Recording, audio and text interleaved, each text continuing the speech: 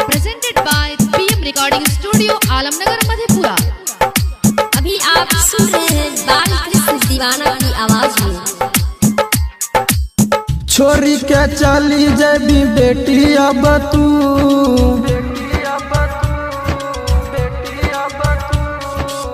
छोरी के चली जेबी बेटी अब तू, तोरा वियोग में एक सागी रचयासु, तोरा वियोग में एक सागी रचयासु। डीजे सुमित सतीश रईमा।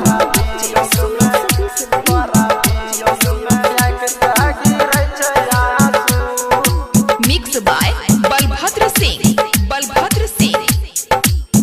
माई बाप के छोरी के चली जेबी अखनी, दूसरा घर का बेटी बनी जेबी लक्ष्मी।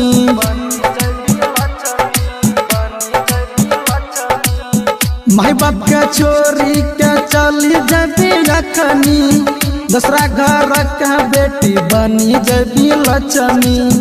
कहरी हो बाबू सोना नूनू, कहरी हो बाबू सोना नूनू, तोरा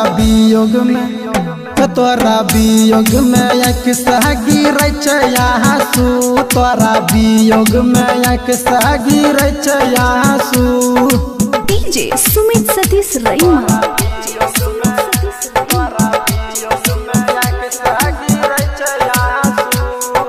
presented by PM recording studio Alamnagar Madhepura. कौन छो भाई तोरा राइटर भूचाल गे, ससुरा में जाके बेटी रही खुशहाल गे।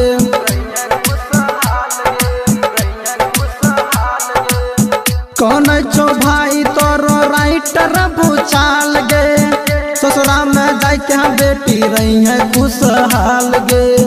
बालकृष्ण कहो खुश रही है, रणबीर यादव कहो खुश रही है।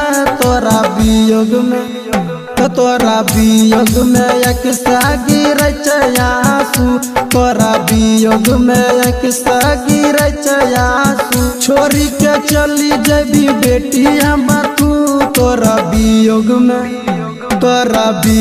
में एक सागी रचयासु, तोरा वियोग में एक सागी रचया।